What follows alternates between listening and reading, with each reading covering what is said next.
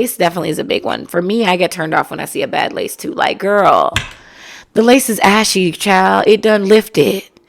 I could see underneath. I could see a space. Child, you done did your makeup full to the T, dressed to the T, and the lace is just lifted. But we gonna get them grace.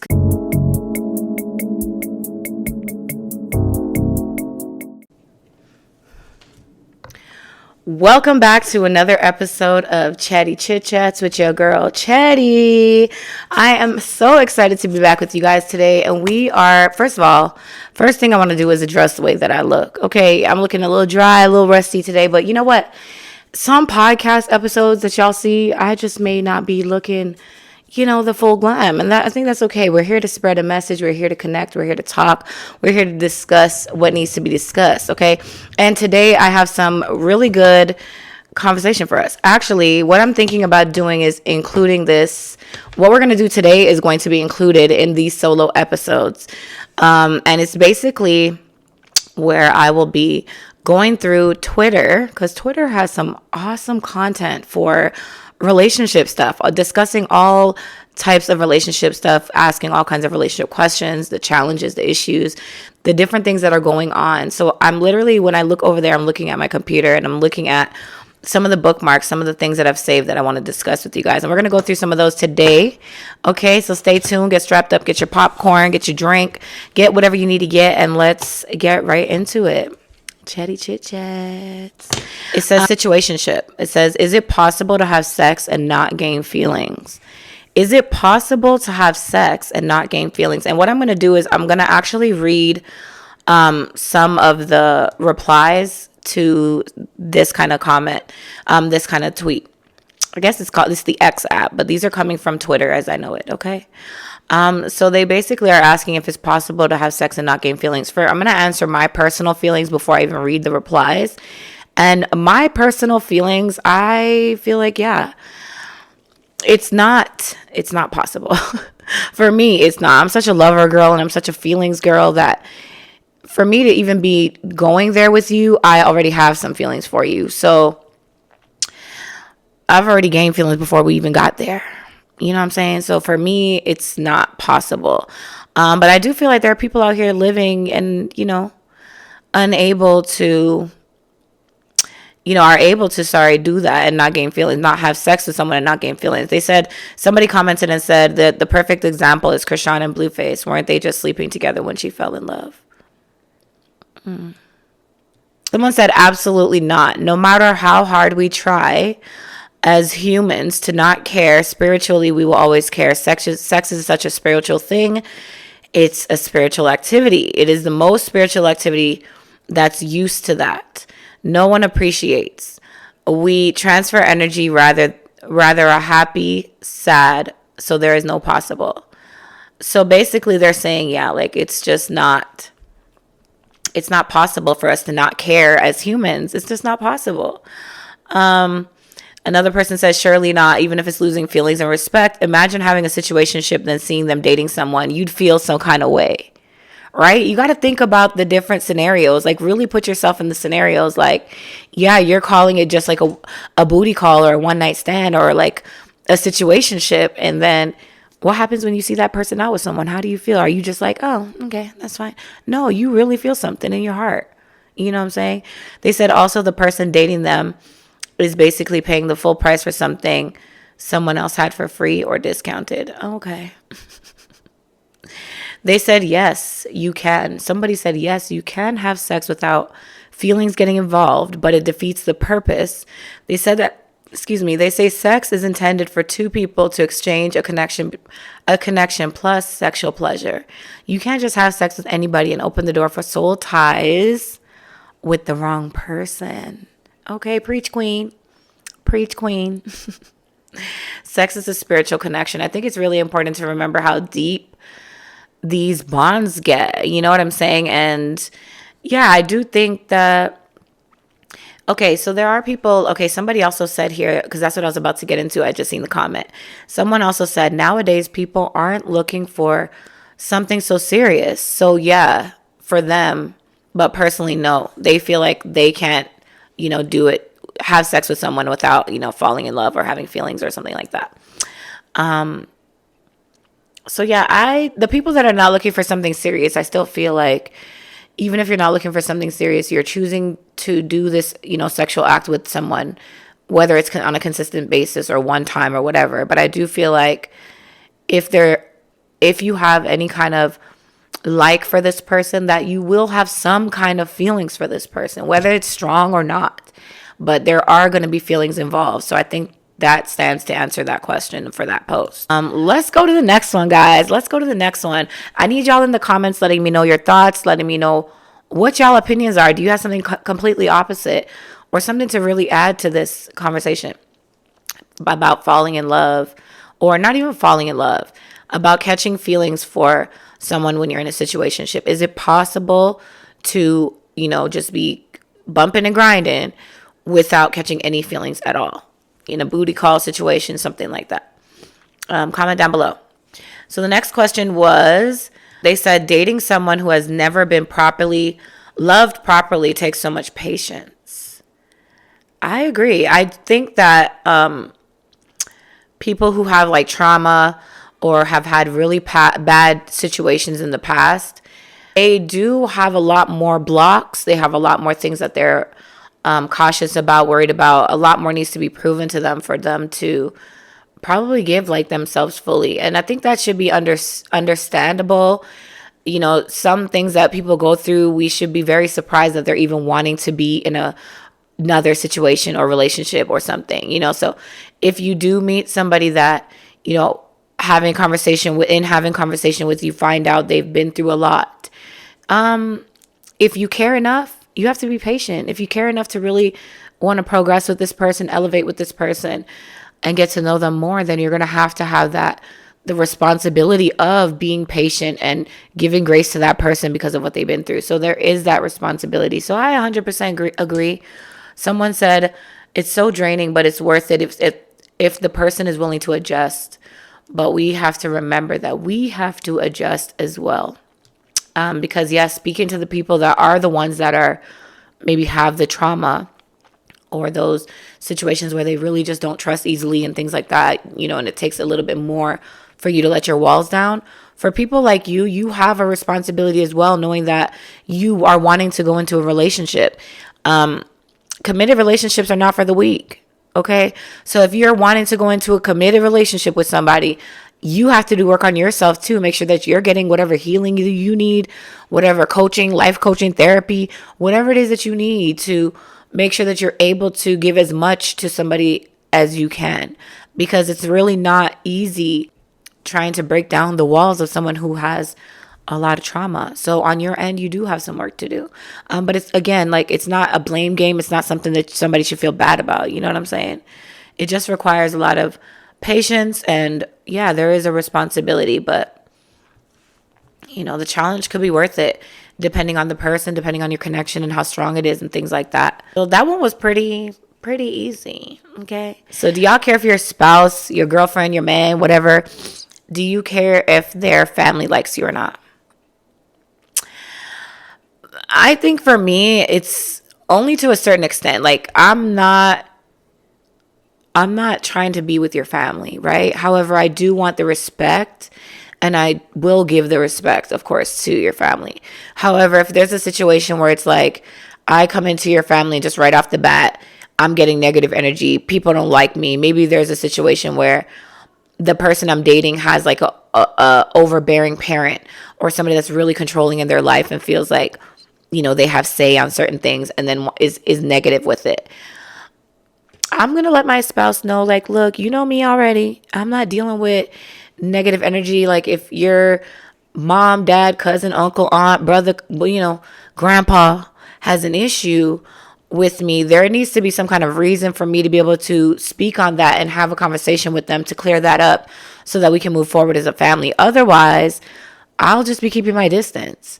We can still be together, because literally, it doesn't have to be like that. The only thing I think is it depends on like the person. Like, if you have somebody who's really, really involved in their family, and like every day they're at their family's house, or every week they're at their family's house, things like they'll have family coming over, and these are the same people that are making you uncomfortable.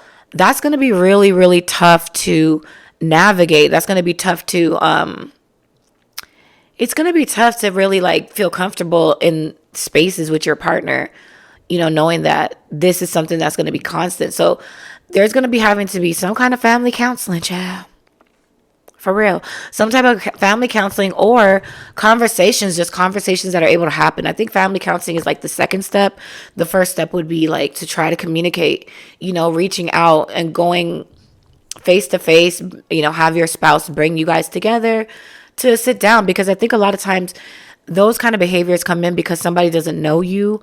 And so people get possessive and very territorial and protective, I guess, is what they like to call it, even though that is literally just abusing somebody right off the bat for no reason. Like, there's no excuse for that. I think it's crap behavior. I don't agree with it. I don't think anybody should tolerate it. However, if you do want to build in your relationship and your spouse is a person that's very family oriented, you're going to have to put down some of your ego, some of that aside, and you're going to have to, find a way to either sit down and show that you've done your part. At least if you show that you've done your part and you sat down with whatever family members having the issue, try to, get to know them and let them get to know a little bit more about you. Then after that, it's like, wash your hands. Because at the end of the day, I'm not here to be with your family. I'm not about to be marrying them and having kids with them. I'm about to be with you. And also, too, let's just hope that you have a spouse that's understanding. I don't want to have, if you have a spouse that's telling you, like, after you've tried, like, you better keep trying. Like, now you're telling me to put myself in a situation that may not be good for my mental health, definitely ain't good for my energy. And that's something that I literally can't fix anymore. And it's not my responsibility to fix anymore. At this point, I don't have the issue. That's on them. So let's just hope that you guys are in a situation where you do have a supportive spouse that would understand that, situation. There's somebody said, I wouldn't feel comfortable at his family's gatherings and I wouldn't want him to have to choose. Right. Being in that type of situation where somebody has to choose is crazy. They said, would I rather them like me? I would rather them like me, yeah, but if they don't, oh well. Honestly, if you're family oriented in real life, how can you not care? Yeah.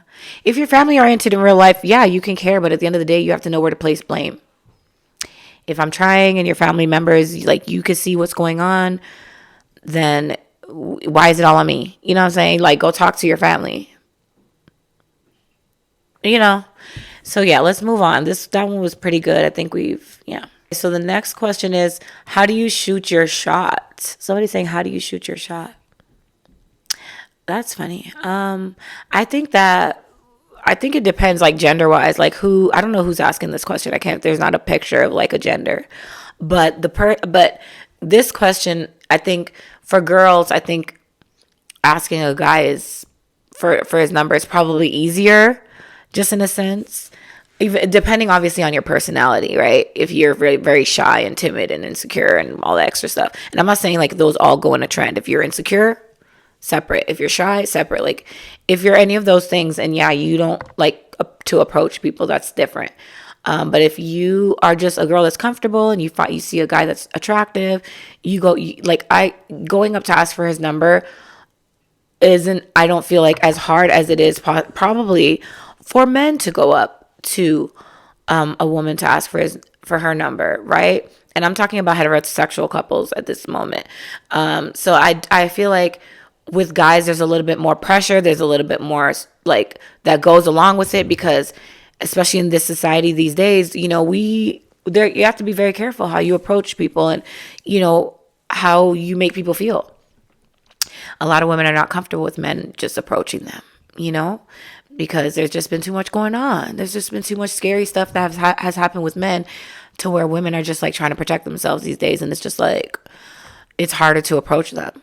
Now, if we're talking about like the LGBTQ2S plus community, as far as like lesbians, I think it can be hard for, like, for example, a stud, which is the tomboy version of the girly girl version, the femme in the relationship. I think that it could be a little bit more challenging for a stud to approach a feminine girl for her number, especially when they're not sure of the community that they belong to or the community that they are representing. For example, going up to a stud girl, going up to, or just any, I guess, any lesbian going up to another girl to try to get her number. There's a lot that comes into it because it could be a straight girl. You know what I'm saying? So there's a lot of different things. However, I just say shoot your shot. I feel like my advice to this is shoot your shot. Yeah, do it. Go up, do it. I think for guys who are going up to the women, you need to, go up with a smile. But if you feel that her energy, she has not smiled back, just don't even continue. Have a great day, because a woman who is inviting will smile, or you will be able to tell, you'll be able to feel her energy that she wants you there. If you can immediately sense that a woman doesn't want you there, don't force it. A lot of men are always trying to force it, trying to prove that they're a good guy, or like, you need to get to know me, I'm different. And don't do it. The woman that's for you, or the person that's for you, is going to gravitate to you as well. And my advice for the ladies that are approaching the other ladies, so the studs approaching femmes, I think for y'all, just shoot your shot and just go up. If she ends up being a straight girl, that's okay. Like, you're beautiful. I just wanted to let you know you're absolutely beautiful, and no disrespect at all. We just need to be more okay with rejection, more okay with things not going our way and working out the way that we might have wanted or planned to. Because at the end of the day, that's just what life is about. A little bit of this and a little bit of that. You know what I'm saying? So shoot your damn shot. Hopefully you get it right in the hoop. All right, let's go to the next one, guys. Let's go to the next one. Ooh, they said, if you didn't like your engagement ring, would you say something? Ooh, I don't like my engagement ring. Ooh. If I didn't like my engagement ring, would I say something? Okay, before I read the responses, my answer is probably not in the moment. I feel like down the line, there would be hopefully an opportunity for me to be able to share my truest thoughts. Because in my relationship currently, even just for regular gifts, like if we don't like something, we're able to tell each other, and it's not a big deal.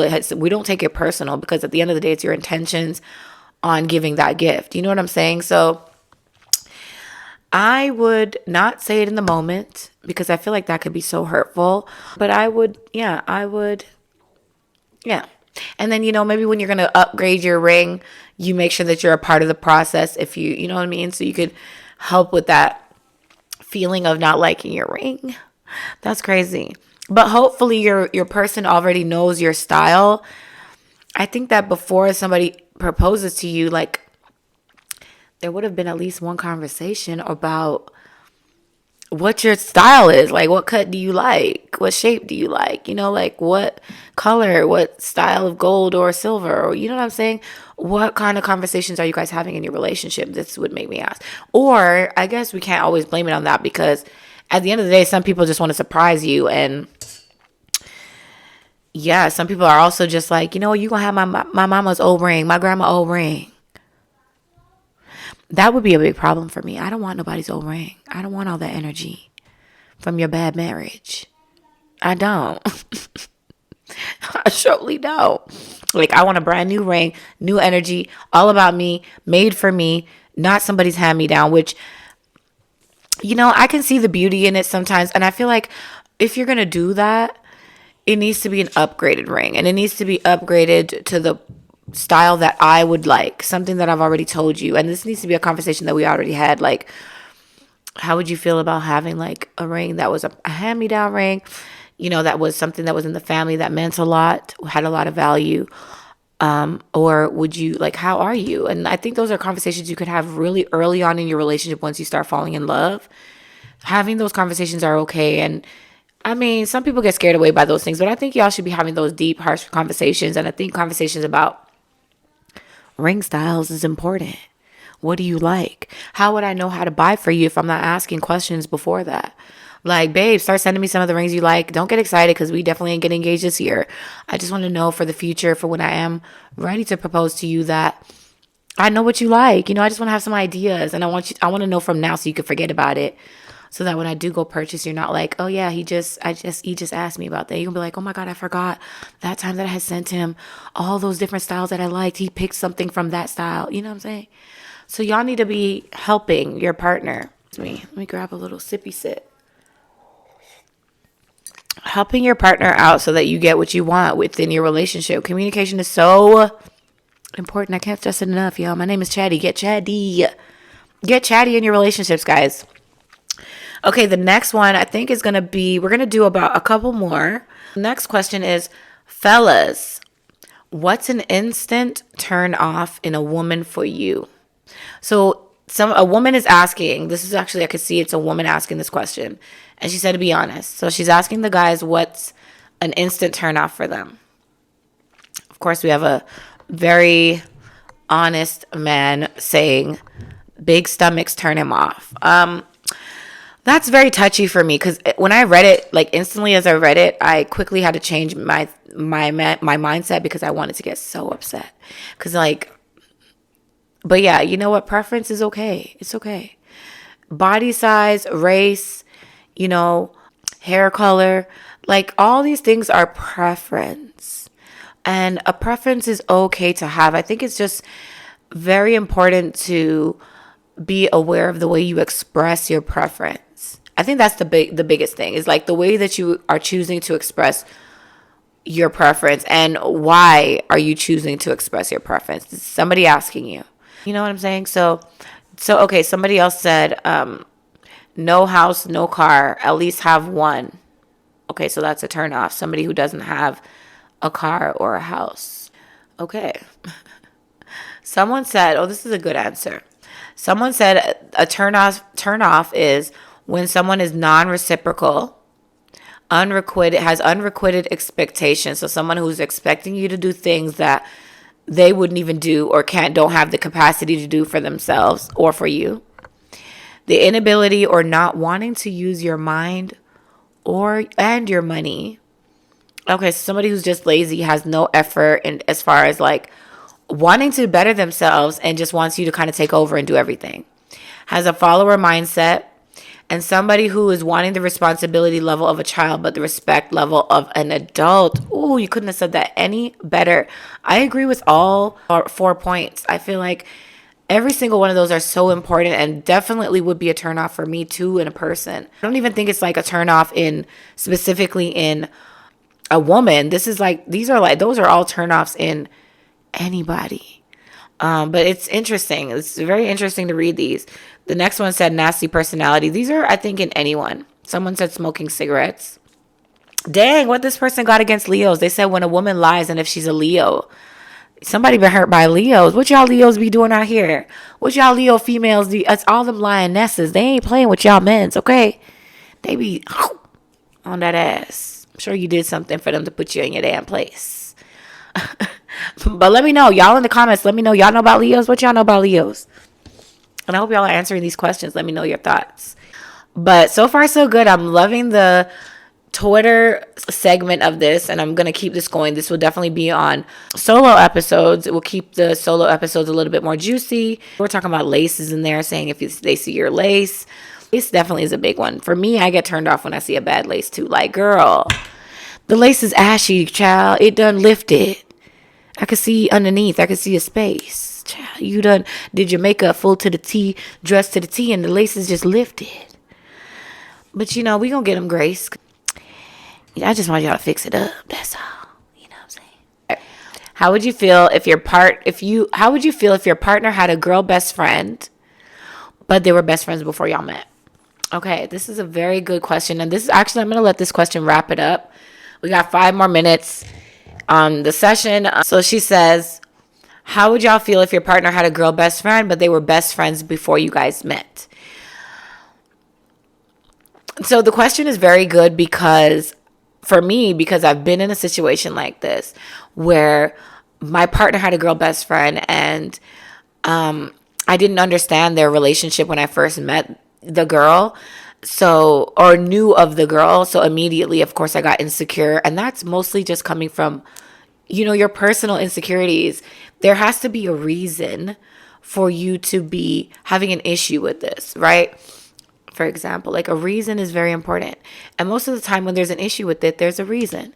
You're spending too much time on the phone with your girl best friend or your opposite sex friend or whatever it is friend, that, you know what I'm saying? And when you're in a relationship, you have to know how to balance things. You need to balance your friendships and you need to balance your partner, and your partner needs to feel different than your friends. So if you're spending all this time and energy on this friend, how are you able to do that with your partner? So there will be a difference in the levels of the way that you are with your friends and your spouse.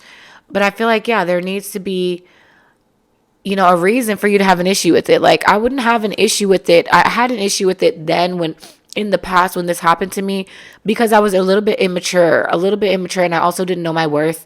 I didn't, I wasn't paying attention to what my relationship was, doing, what was going on in my relationship. And I think typically it's like you just don't trust the person, or like I said, you just have like your own, insecurities, things like that. But I don't see that. I think opposite sex should be able to be friends. There should be no issue there. There should be no jealousy or anything unless there's a reason. Open communication. Is your spouse going out with that friend all the time, has never introduced you to them, going out at all late hours? You never get to know the details, turning their phone off, don't respond to you. You're never allowed to be around when they're having conversations with them. They hide the conversation. They run around the house trying to make sure you can't hear them when they're talking to this person, type of thing. Is that what's going on? If that's what's going on, those are red flags. Those are reasons, right? But if you don't have a reason, like, calm down. It's okay.